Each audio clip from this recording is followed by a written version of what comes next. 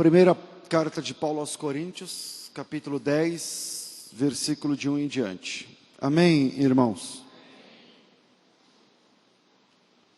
O texto diz assim: Ora, irmãos, não quero que ignoreis que os nossos pais estiveram debaixo da nuvem, e todos passaram pelo mar, e todos foram batizados em Moisés, na nuvem e no mar, e todos comeram de um mesmo manjar espiritual, e beberam todos de uma mesma bebida espiritual, porque bebiam da pedra espiritual que os seguia, e a pedra era Cristo. Mas Deus não se agradou da maior parte deles, pelo que foram então prostrados no deserto. E estas coisas foram-nos feitas em figura, para que não cobicemos as coisas más, como eles cobiçaram. Não vos façais, pois, idólatras, como alguns deles, conforme está escrito: o povo assentou-se para comer e beber, e levantou-se para folgar. Não nos prostituamos, como alguns deles fizeram, e caíram num dia 23.000. Não tentemos a Cristo, como alguns deles também tentaram, e pereceram pelas serpentes. Não murmureis, como alguns deles também murmuraram, e pereceram pelo destruidor. Ora, tudo isso lhe sobreveio como figuras, estão escritas para aviso nosso, para quem já são chegados os fins dos séculos. Aquele, pois, que cuida estar de pé, olhe que não caia. Não veio sobre vós tentação senão humana, mas fiel é Deus, que não vos deixará tentar acima do que podeis. Antes, com a tentação dará também o escape, para que a possais suportar. O texto que nós lemos propõe um link entre o passado dos hebreus no deserto, quando eles saem do Egito, libertos, e o link é entre a peregrinação dos hebreus, no hiato entre a libertação e a entrada na terra prometida, tem a peregrinação. E essa peregrinação no deserto é comparado nesse link com a caminhada da igreja. A peregrinação no deserto aponta para a peregrinação de fé que eu tenho, que você tem, que nós realizamos. E Paulo responde uma questão importante até o dia de hoje. Por que os escolhidos sofrem? Por que coisas ruins acontecem com pessoas boas, por exemplo? E no texto, Paulo vai dizer que esse passado doloroso, essa peregrinação laboriosa, essa peregrinação trabalhosa, essa peregrinação difícil, ela tem sim um papel preponderante na carreira cristã, isto é, hoje você é a igreja de Jesus, mas quando você olha para o passado, quando você olha para os pais de Israel, quando você olha para os hebreus ali, o termo judeu nem existia, não é? Aliás, judeu é um termo novo, mas um termo novo no sentido de, primeiro é hebreus, aí depois fica judeus, né? Então, naquele momento onde ninguém nem era chamado judeu, mas sim hebreus, aquela caminhada deles desenha para nós o escopo da nossa caminhada também. E no texto, Paulo vai dizer que esse passado doloroso de peregrinação tem sim uma finalidade espiritual. E qual é a finalidade espiritual? Ele diz, eu acho que é o versículo 6, ele diz assim: isso aconteceu para que nós não cobicemos, acho que é o versículo 6, essas coisas foram-nos feitas em figuras para que a gente aprenda para que nós não cobicemos as coisas más como eles cobiçaram. E aí ele vai falando coisas que eles fizeram que nós não podemos fazer, já que nós estamos usando a história deles como exemplo. Por exemplo, no versículo 7, não sejam idólatras. No versículo 8, não se prostituam. No versículo 9, não tentem a Deus. No versículo 10, não murmurem. E tudo isso que ele está dizendo para não fazer, o povo, depois da saída do Egito, fez. E aí, eu não está aqui no meu sermão, mas eu estou me lembrando de um texto interessante, que é na Epístola de Judas, versículo 5 ou 6, que diz assim, Judas só tem um capítulo, versículo 5, diz assim, mas quero lembrar-vos, como a quem já uma vez soube isso, que havendo o Senhor salvo um povo, tirando da terra do Egito, destruiu depois os que não creram. Tendo o Senhor salvo um povo, tirando da terra do Egito, libertação. Tirar da terra do Egito tem a ver com libertação. Eles não são mais escravos. Só que o texto está dizendo que que Deus, o Pai, libertou um pessoal e depois matou. Que Deus libertou um pessoal do Egito, mas que depois condenou. Ou seja, libertação não é sinônimo de salvação. Não é porque uma pessoa está liberta de alguma coisa, e essa libertação inclusive é de Deus. Você deixou o vício, aleluia, é Deus que te ajudou. Você parou de fumar, ou de beber, ou de pecar, ou de sei lá o que, ou de pornografia, sei lá o que você parou, e glória a Deus que você parou, Deus que te ajudou, o Espírito Santo te libertou, e tal, aleluia, beleza. Só que ser liberto não significa ser salvo. O texto diz que, aqui é Judas, irmão do Senhor. Irmãos, eu quero lembrar-vos que, havendo o Senhor salvo um povo, tirando da terra do Egito, destruiu depois os que não creram. Quer dizer, a libertação pode não significar muita coisa. A filiação numa igreja, o batismo nas águas, o rito de iniciação na caminhada cristã, pode não significar salvação. E aí, o texto que, voltemos aí para o texto de 1 Coríntios capítulo 10, Paulo diz o seguinte, tudo que aconteceu no passado, é para a gente aprender. E a pergunta é, será que a gente está aprendendo? Em outras palavras, aconteceu tudo aquilo no passado, para que no presente, eu e você, possamos ser pessoas melhores. Tudo aquilo aconteceu com eles, aí você fala assim, peraí pastor, eu entendi. Deus fez isso no passado, para servir como exemplo para nós. Mas não foi injusto da parte de Deus para com o pessoal do passado? Tipo assim, ok, Deus libertou os caras, depois destruiu os que não creram. Que é o que o texto diz aí. Tudo bem, mas não foi forte isso aí para eles? Hoje, se Deus quiser, a gente vai tentar entender um pouquinho isso. Não foi injustiça da parte de Deus, porque eles fizeram por merecer a destruição deles. O que está acontecendo aqui no texto é que o apóstolo Paulo está dizendo, ele está usando de forma didática a destruição de um povo que era de Deus, e que Deus libertou, e que Deus cuidou, e que Deus proveu, mas depois destruiu. Deus libertou, Deus cuidou, Deus levou pelo caminho, Deus proveu água, Deus proveu pão, e depois destruiu essas pessoas. E aí, se você está perguntando já sobre salvação, o termo aqui usado é que eles não fazem parte da salvação. Eles perderam essa condição. Foram, na linguagem do apóstolo Paulo aqui em Coríntios, ficaram prostrados no deserto. Eu não sei aonde está escrito, mas vamos lá. 5, obrigado.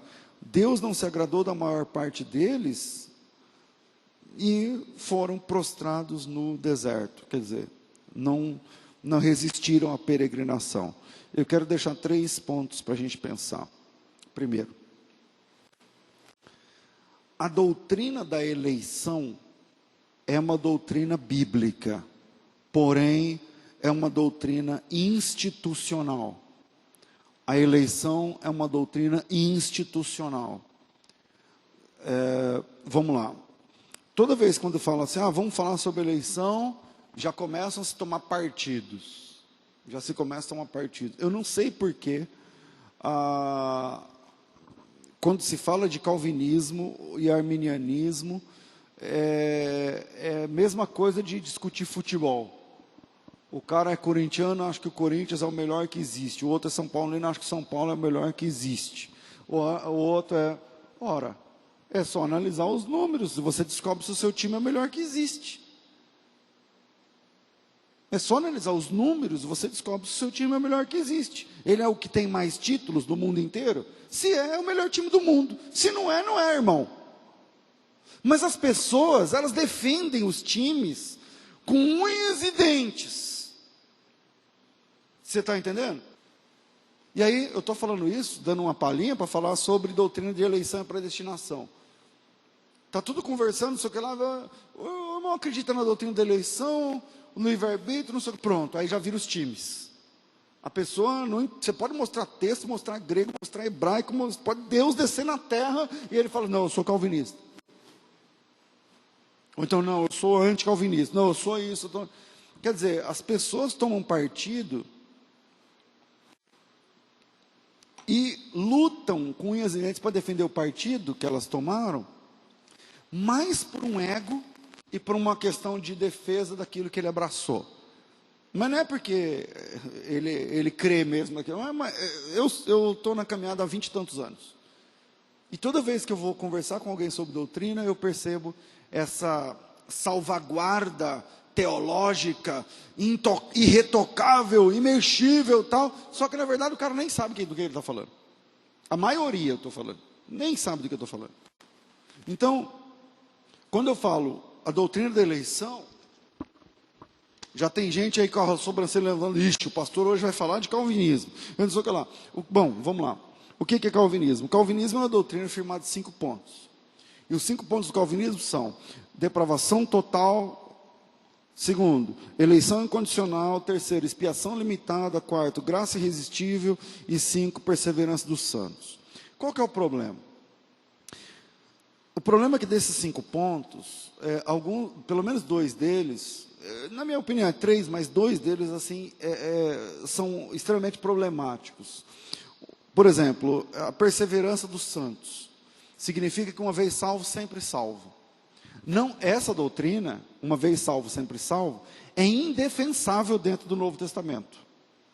Quando você vai para Hebreus capítulo 4, 6, versículo 4, que os teólogos chamam de criptonita dos calvinistas, porque você chega lá, o cara participou do Espírito Santo, dos poderes do mundo vindouro, caiu. Então, como que fica essa questão? Uma vez salvo, sempre salvo. E o que a gente faz com Judas? Jesus chamou ele de amigo. O que a gente faz com Judas, que foi escolhido por Jesus, dito para Judas, assim, o nome de vocês vai estar num dos 12 tronos. Foi dito para Judas, dizendo, não se alegre por isso, mas porque o nome de vocês está escrito no reino dos céus. E aí o Judas cai. Então a doutrina calvinista, a eleição calvinista, quando você pega um calvinista de 5 pontos, também chamado de supra-lapsariano, é difícil você lidar com ele, porque ele defende o calvinismo como o corintiano defende o Corinthians, ou o São Paulino defende o São Paulo, ou o marxista defende Lula. Quer dizer, eu defendo a ideia, eu não quero nem saber, mas e esse texto? Não, eu não quero nem saber. Mas e essa evidência? Não, eu também não quero nem saber e tal. Então, primeiro ponto, falando sobre a queda do pessoal na antiga aliança, libertos por Deus e destruídos por Deus na sequência. Libertação não é igual salvação. Primeiro ponto, a doutrina da eleição é institucional.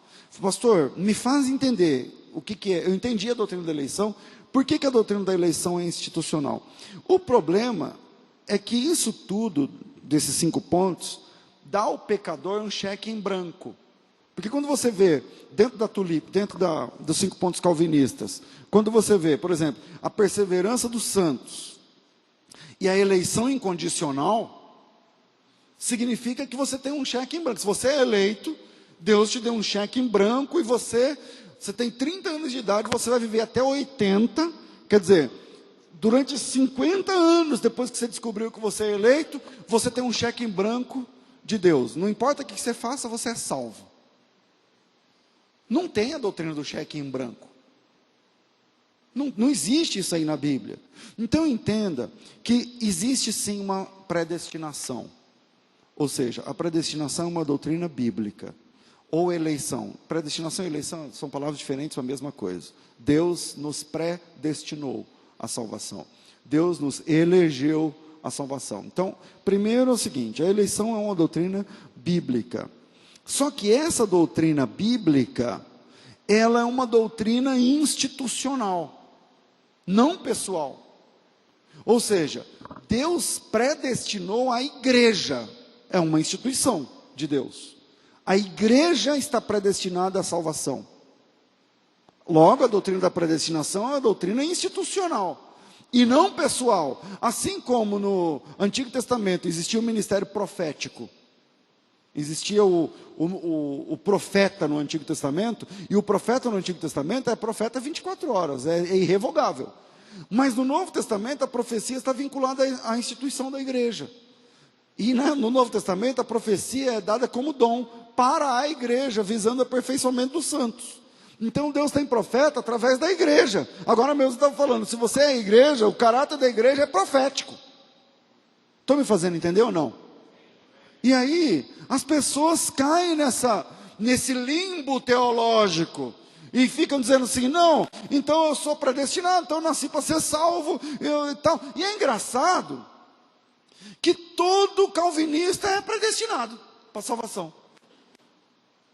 Eu nunca vi um calvinista dizendo assim, olha, eu sou calvinista, sou predestinado ao inferno, eu nasci para ir para o lago de fogo, quero defender os 5 pontos do calvinismo. Não tem esse pessoal, eu nunca vi. Na minha frente, um calvinista de 5 pontos perdido. Não sei se você já viu, eu nunca vi. Você está entendendo? Então, existe sim uma predestinação bíblica, mas essa predestinação não dá para acreditar na teologia do cheque em branco. Então, pastor, como funciona a eleição? A eleição, 2 coisas para a gente entender a doutrina da eleição. Primeiro, é institucional. Deus predestinou um povo.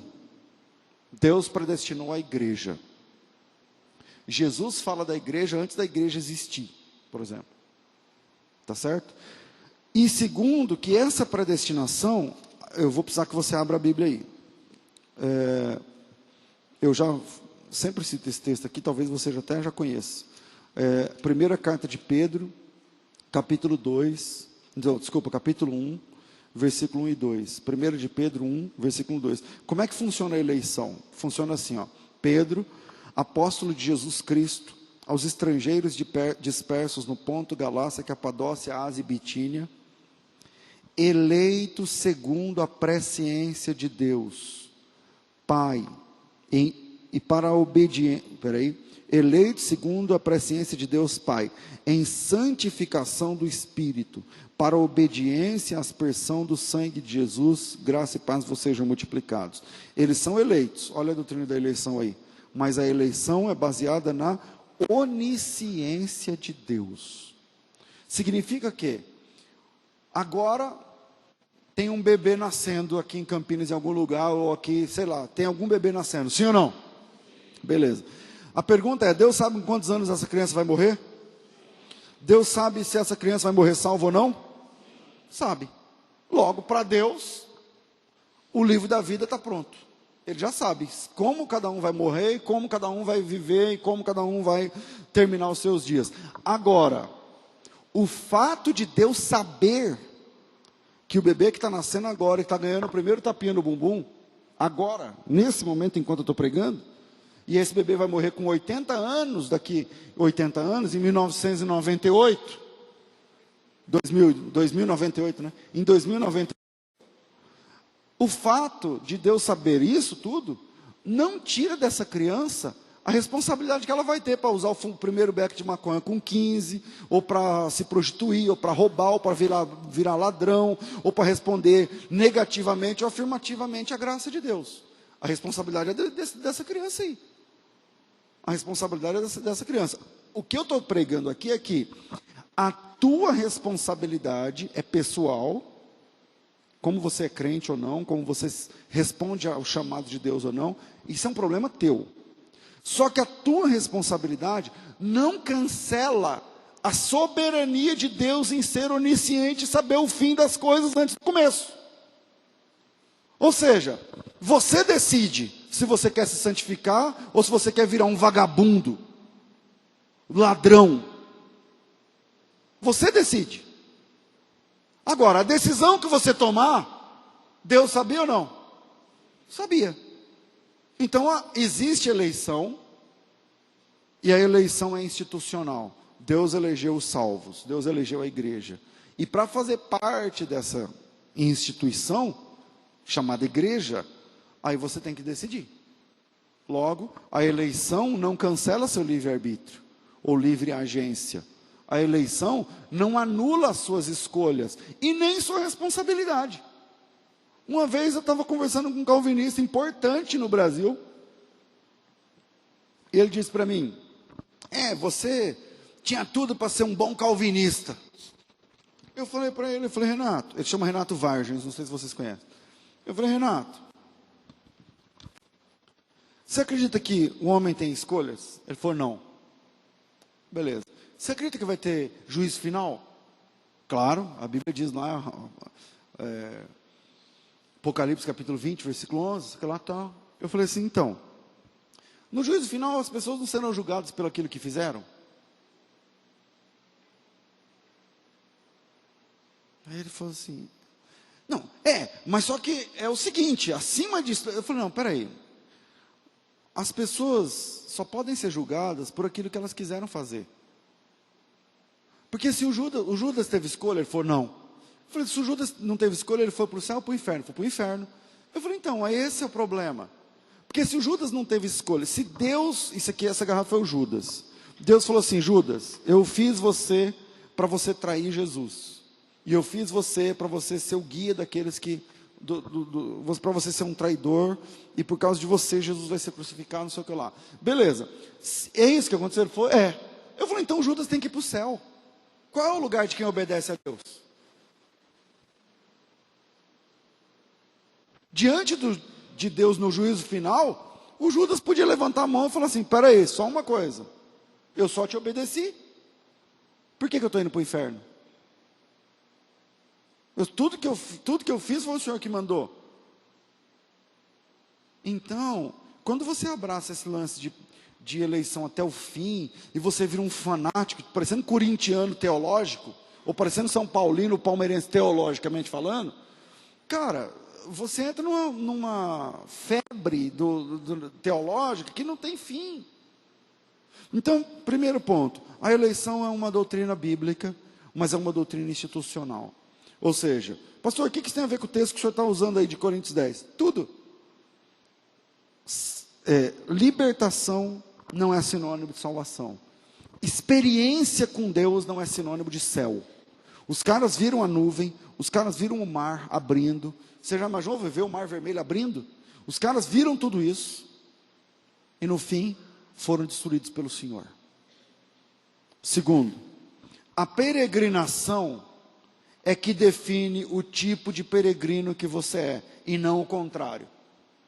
A peregrinação define o peregrino, e não o contrário. Pastor, como assim não o contrário? Então, muita gente acha e prega que a caminhada se define no tipo de peregrino que você é. Tipo assim, se você é um cara bom, a caminhada é boa. Se você faz o bem, você colhe o bem. Se você dá a oferta, você ganha 10 vezes mais. Se você faz alguma coisa, você faz por merecer, logo a sua caminhada vai ser mais suave. Pastores falam isso hoje. Só que o texto não diz isso. O texto deixa claro que a peregrinação é que define o peregrino, e não o peregrino que define a peregrinação. Isso é, não é o tipo de gente que você é que define o tipo de caminho que você vai viver, de bem ou mal que você vai colher.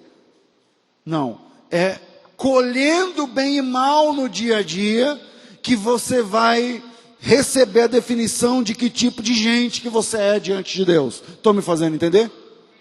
Porque os valores estão invertidos. Isso é, se você é bom, sua caminhada é tranquila. Esquece isso. Isso aí é para criança. Que se você apertar os botões certos, tem esses pregadores. Queridos, porque Deus não age, Deus só reage. Ele está esperando uma atitude sua. E a atitude que ele espera é você pegar uma nota graúda e colocar no envelope, como se Deus estivesse lá no trono. Aí ele vê você pegar R$1.000, colocar no envelope, e Deus fala, arrega lá o olho e fala, opa, milão, hein? Aí sim, 1.000, ora meu Deus.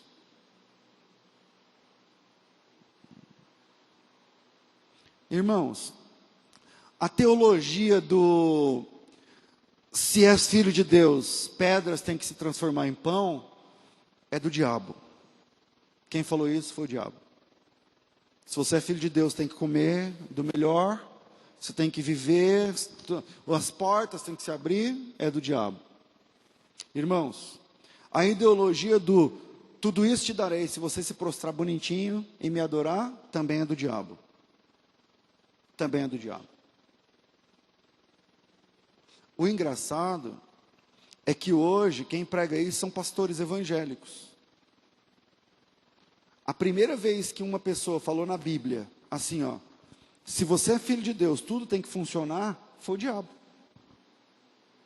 Mas hoje quem fala são pastores em igrejas. Se você é filho de Deus, tudo tem que convergir ao seu favor. Não existe teologia do mérito. Não existe, sabe, como é que eu vou dizer isso? Vamos lá. Os maiores homens de Deus que viveram nesse mundo, historicamente falando, foram pessoas pobres. Foram pessoas solitárias. Foram pessoas, muitas vezes, doentes e sempre perseguidas. Repito, os maiores homens e mulheres de Deus que pisaram esse mundo, foram pessoas sozinhas, foram pessoas perseguidas, foram pessoas pobres e sofridas.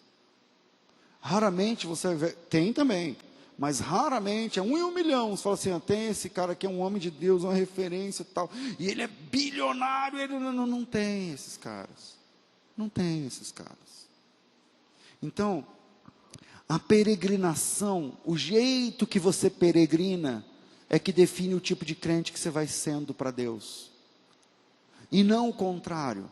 Não é o jeito que você faz agora que define se você vai ter uma vida suave amanhã ou não. Porque aí é um mérito. Tipo assim, o pastor falou, então eu vou vender meu carro e vou dar, porque não compensa? Claro que compensa. Só não funciona. Só não funciona. Um dia um irmão falou assim para mim no rádio, ao vivo, pastor, porque tinha um desses apóstolos, ou pastor, sei lá o quê, vendendo uma toalha. Uma toalhinha dessa aqui, que não sei quanto custa, tão bonitinha que as irmãs fazem aqui, não sei nem quem faz essa toalha? Sei lá quanto custa, vamos dizer que custa R$10. Vendendo por R$1.000. Aí o irmão falou, pastor, falou que pode colocar em cima do câncer, que não sei o que lá. Pastor, o senhor acha uma toalhinha que custa tantos reais? Ele falou até menos, falou que custa uns R$2. Por R$1.000, o que o senhor acha? Eu falei assim, eu acho barato. Porque imagina, tirar um câncer com R$1.000, é barato ou caro? É de graça. A pessoa está com câncer terminal. Aí chega lá, põe uma toalha, sai o câncer. Aí quanto você pagou nessa toalha? 1.000. Está de graça. Para mim, está barato. Qual que é o problema? O problema é que não funciona, não é o preço.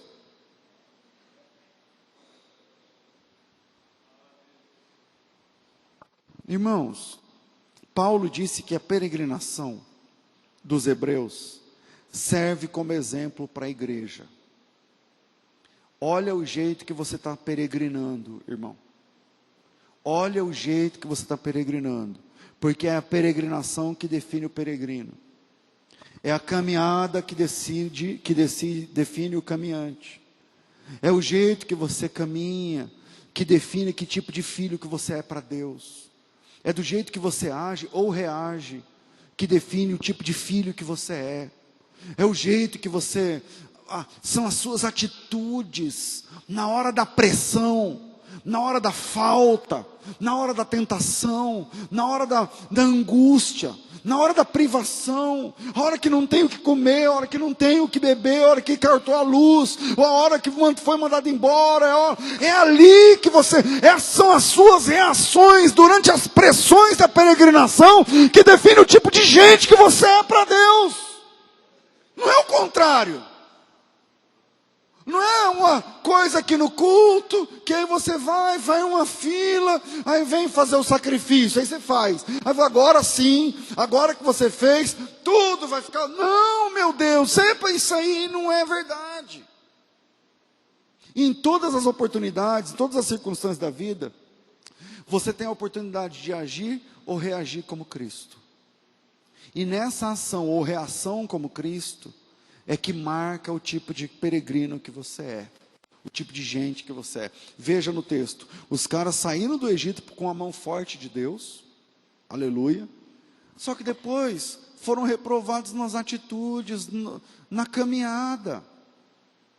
Foram reprovados com as atitudes na caminhada. Então não adianta você achar que você compra Deus com 2 horas de culto. Que você vem aqui e levanta a mão, Senhor, Tu és grande, Tu és poderoso, aquela tal, até tocar o sino, até falar amém, porque quando alguém te fecha no trânsito, você xinga o palavrão, então você canta como filho de Deus, mas se comporta como filho de Satanás, você é de Satanás, você está entendendo isso? Se você dá oferta como um filho de Deus, mas discute relacionamento com o teu marido como uma filha do diabo, você é do diabo. É a caminhada que decide o peregrino. É a caminhada que forma o caminhante. É nas perdas e ganhos da vida, nos altos e baixos da vida. Quando você olha para a direita não tem ninguém, quando você olha para a esquerda não tem ninguém. Como você se comporta naquele momento, é ali que reflete a glória de Deus ou o perfil de Satanás na tua vida. Paulo disse que a peregrinação dos hebreus servia como um espelho, servia como um exemplo para a igreja. Versículo 6, estas coisas foram feitas em figura, para que não cobicemos as coisas más como eles cobiçaram. Que coisas, pastor? Bom, as coisas que estão escritas nos versículos antes. O que está escrito antes? Ele diz assim: irmãos, eu não quero que vocês ignorem o fato de que nossos pais estiveram debaixo da nuvem e todos passaram pelo mar. Sabe o que é estar debaixo da nuvem? Êxodo capítulo 14, versículo 22. O Senhor disse assim, eu acho que é 14, 22 ou 13, acho que é 13, 22. Ele diz assim: todo tempo vai ter uma nuvem, uma coluna de nuvem diante de vocês. E essa coluna, vamos lá achar o texto, vamos narrar isso aqui, eu acho que é Êxodo capítulo 13, eu acho, vamos lá. Que nuvem é essa que ele está falando? Êxodo capítulo 13, se não for 22, é o 14, 22, vamos lá. Eu acho que é o 13, 22 mesmo, vamos tentar.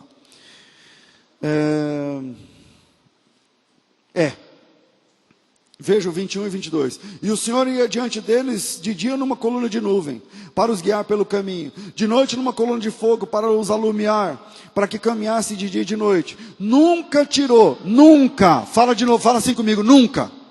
Nunca. Sabe o que é nunca, irmão? É que o cara amanhece o dia, está a coluna de nuvem. O cara amanhece, vem a coluna de fogo todo dia, durante 40 anos. Diz assim, e nunca tirou de diante da face do povo a coluna de nuvem de dia e nem a coluna de fogo de noite. Nós estamos falando de um povo que não é que via sinais com a toalhinha que cura, não. Ele amanhecia o dia, a coluna de nuvem estava lá. Ele chegava de noite, a estrela aparecia, a coluna de fogo chegava.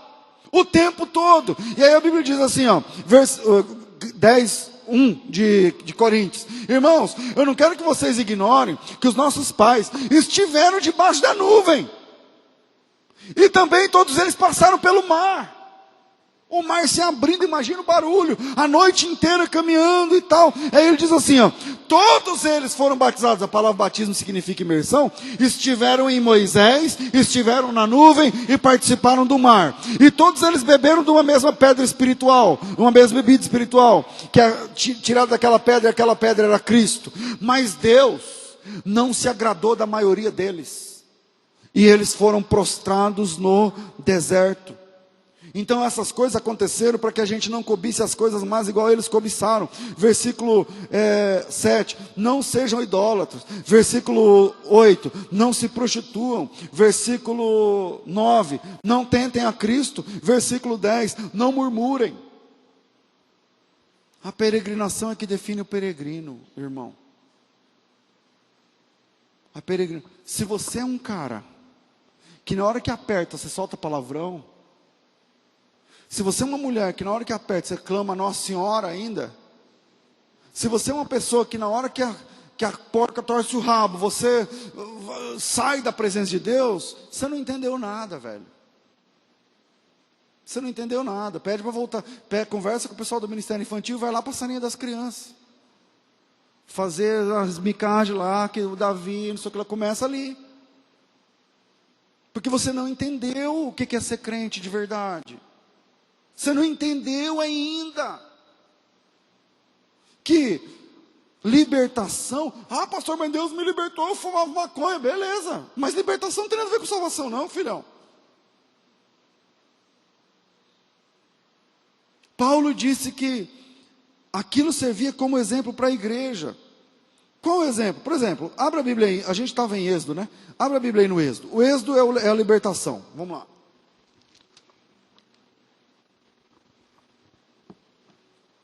Êxodo, beleza. Ó, vamos rapidinho por causa do nosso tempo, enfim.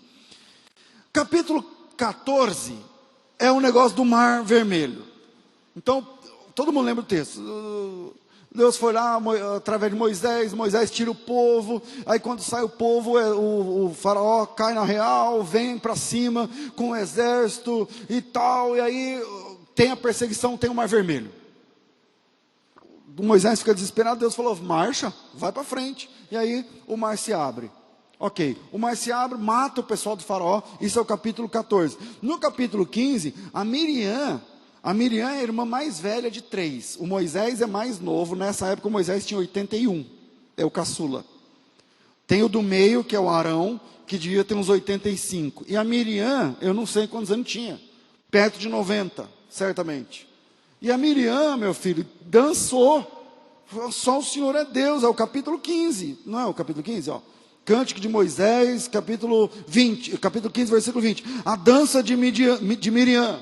A Miriam, que é a irmã mais velha, pegou um tamborim, passou a mão num tamborim, foi só o Senhor é Deus, só o Senhor é Deus. Eu não sei como é que é, mas ela dançou lá no meio do povo. Beleza, isso é o capítulo 15. Agora no capítulo 15, versículo 24... alguns momentos logo depois do samba aí da Miriam, que só o Senhor é Deus, só o Senhor é Deus, não sei o que lá e tal. No capítulo 15, versículo 24, está escrito assim: e aguardaram até pela manhã, como Moisés tinha ordenado, não cheirou mal, nem houve algum bicho. Não, eu estou lendo errado, é o 15, 24. O povo murmurou contra Moisés, dizendo, o que havemos de beber? Quer dizer, o cara está cantando num versículo e murmurando no outro. O cara está, louvado seja Deus, porque o Senhor é Deus. Tem esses caras na nossa igreja. Tem esse pessoal na nossa geração. Que levanta a mão domingo e enche o saco segunda. Que levanta a mão, não, aleluia, porque Deus, que não sei, isso é no culto. Mas na falta, no desemprego, na discussão, na perda, aí não sabe se comportar como um servo de Deus. Isso é o capítulo 15.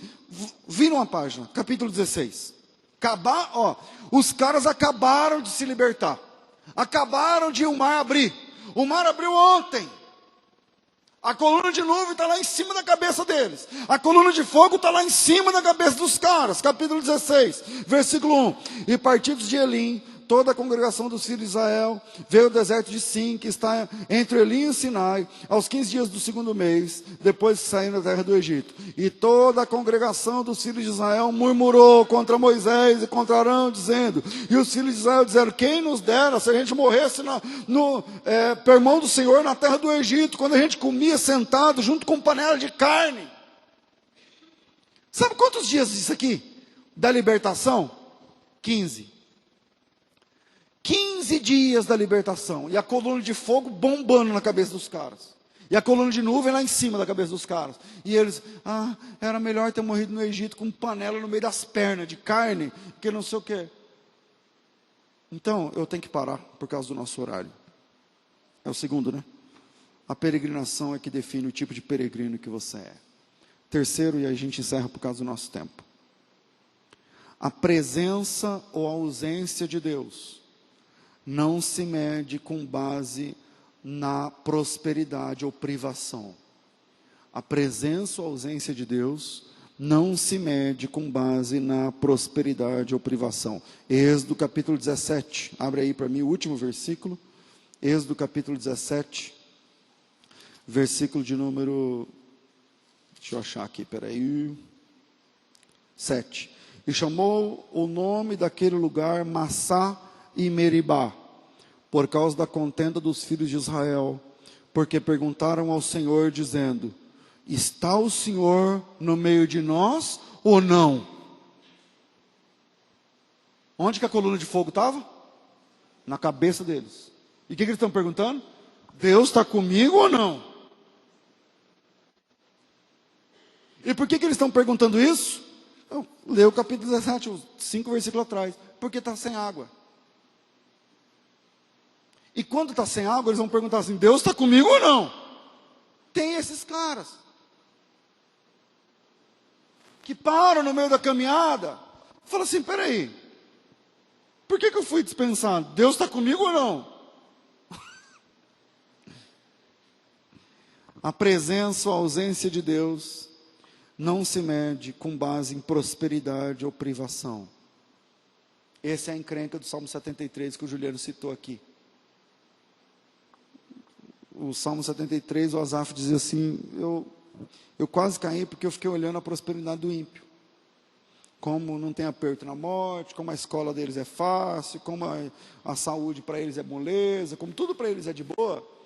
E eu fiquei olhando isso aí eu quase desviei meu pé e ainda cheguei a falar assim, na verdade que em vão eu estou purificando meu coração.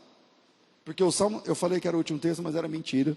O último texto é o Salmo 73. Tá? Quando eu falo que é o último, Quando eu falo que é o último, geralmente é o penúltimo, ou antepenúltimo, ou sei lá o que, vai. Obrigado, Daniel. Salmo 73, veja o que ele diz aqui no versículo 13. Olha que blasfêmia. Então, na verdade, ele fala assim, os ímpios, né, vivem bem e tal, versículo 13, ele diz assim, na verdade, em vão eu tenho purificado meu coração e lavado minhas mãos da inocência, porque todo dia eu tenho sido afligido e castigado a cada manhã. Tipo assim, caramba, então não vale. Porque o outro não serve a Deus, não canta, não louva, não dá oferta, não dá dízimo, não faz nada, não trabalha para Deus e está bem. Então, em vão eu tenho...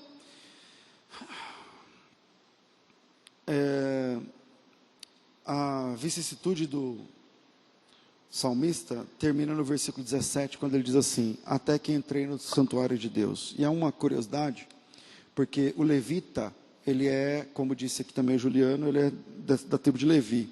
Todo sacerdote tem que ser levita, mas nem todo levita vira sacerdote. A pessoa é levita, ele pode trabalhar no templo, sem necessariamente oficiar como sacerdote. Como? Como cantor, que é o caso aqui do Asaf. Então, ele, como cantor, vamos lá, como cantor, o que ele faz? Ele fica no pátio, aí, conforme o pessoal está entrando nas escadas e tal, beleza. Aí, um dia, ele resolveu ir além. A Bíblia diz que ele entrou no santuário de Deus. Ou seja, quando a gente decide ir além, a gente começa a crescer na fé. Você cresce na fé quando você decide ir além. Não fica no pátio, só cantando.